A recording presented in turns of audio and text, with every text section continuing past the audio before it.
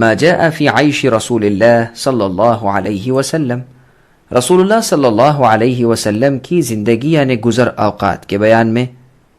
محمد بن سیرین تابعی رحمہ اللہ سے مروی ہے کہ ہم ابو ہریرہ رضی اللہ عنہ کے پاس تھے اور انہوں نے کاٹن کی 2 خوبصورت رنگدار اور سرخ منقش دھاری دار چادریں اوڑھ رکھی تھیں۔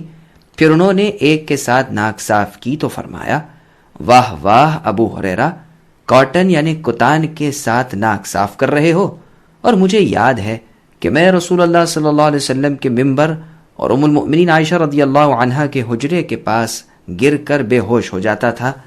پھر جو شخص گزرتا تو مجھے دیوانہ سمجھ کر میری گردن پر پاؤں رکھ دیتا، اور حالانکہ میں دیوانہ نہیں تھا بلکہ یہ سب کچھ بھوک کی وجہ سے ہوتا تھا۔ یہ روایت صحیح ہے، دیکھیے سنن ترمذی حدیث رقم 2366 اور صحیح بخاری حدیث رقم 7324۔ سامعین، اب اس حدیث سے ثابت ہونے والے مسائل سماعت کریں۔ پہلا مسئلہ، رسول اللہ صلی اللہ علیہ وسلم کے دور میں انتہائی غربت تھی، بلکہ کئی دن پیٹ بھر کر کھانا بھی نہیں ملتا تھا۔